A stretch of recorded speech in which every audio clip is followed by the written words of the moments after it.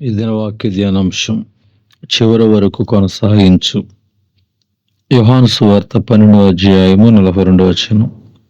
అధికారులు కూడా అనేకులు ఆయన యందు విశ్వాసం ఉంచరు గాని సమాజం నుండి వెలివేయబడుతారేమో అని పరిసయ్యులకు భయపడి వారు ఒప్పుకొనలేదు. యోహాను సువార్త 12:42 ప్రకారం వారు దేవుని మెప్పు కంటే మనుషుల మెప్పును ఎక్కువగా అపేక్షించారు. అంతటా యేసు బిగ్గరగా ఇట్లనెను, నా యందు విశ్వాసం ఉంచువాడు నా యందు కాదు, నన్ను పంపిన వాని యందు విశ్వాసం ఉంచుచున్నాడు. నన్ను చూచువాడు నన్ను పంపిన వాడిని చూచుచున్నాడు. నా యందు విశ్వాసం ఉంచు ప్రతివాడు చీకటిలో నిలిచిండుకున్నట్లు నేను ఈ లోకమునకు వెలుగుగా వచ్చి ఉన్నాను. ఎవడైనను నా మాటలు వినియు వాటిని గైకొనకుండుని ఎడల నేను అతనికి తీర్పు తీర్చును. నేను లోకమునకు తీర్పు తీర్చుటకు రాలేదు గాని లోకమును రక్షించుటకే వచ్చితిని.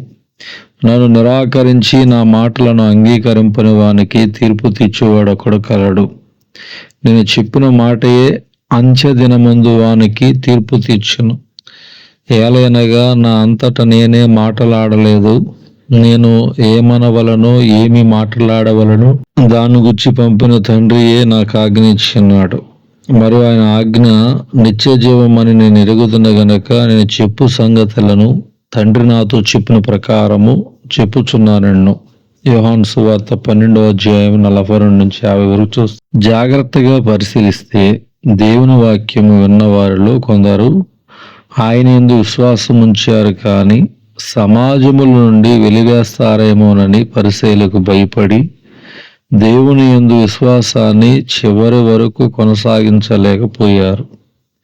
గమనించండి, ఈరోజు ఇట్టి స్థితిలో అనేకులు ఉంటున్నారు. మొదటగా దేవుని వాక్యం విని నమ్మి ఆ తర్వాత ఏదైనా కష్టం వచ్చినా నష్టం వచ్చినా ఎవరైనా చిన్నచూపు చూసి తక్కువ చేసి మాట్లాడినా, వివాహ విషయములు లేదా శుభకార్యాలలో ఏదైనా ఇబ్బంది తలెత్తినా వారి విశ్వాసాన్ని నమ్మకాన్ని విడిచిపెట్టేవారుగా ఉంటున్నారు. ఆ రోజు యేసుక్రీస్తు అట్టి వారిని చూసి ఒకటి స్పష్టము చేశాడు. ఎవరైతే నా మాటలు విని వాటిని గైకొన్నారో వారు అంచె దినమందు తండ్రి చేత తీర్పు తీర్చబడతారు. కేవలం నీ స్వంత లాభం కోసం, స్వస్థతల కోసం, ప్రార్థనలకు జవాబు కోసం, దేవుని వరాల కోసం క్రీస్తును వెంబడిస్తున్నట్లుగా వెంబడించి కొంచెం కష్టం ఇబ్బంది రాగానే ఆయనను విడిచిపెట్టేవానిగా ఉన్నావా? అయితే జాగ్రత్త. ఒకవేళ నువ్వు అట్టి రీతిగా జీవిస్తున్నట్లయితే తీర్పు తీర్చబడతావని దేవుని వాక్యం హెచ్చరిస్తుంది. గనుక ఎందుకని ఈనాడే క్రీస్తుతో సమాధానపడి నీ హృదయాన్ని సరిచేసుకోకూడదు?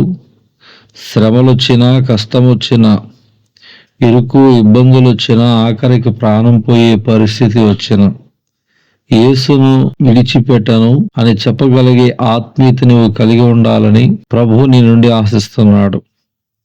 అంతం వరకు సహించువాడే నిత్య జీవం గలవాడు. మార్క్సు వార్త 13:13. దేవుడి దినవాక్య ధ్యానం దేవుడు దీవించునుగాక. ఆమేన్.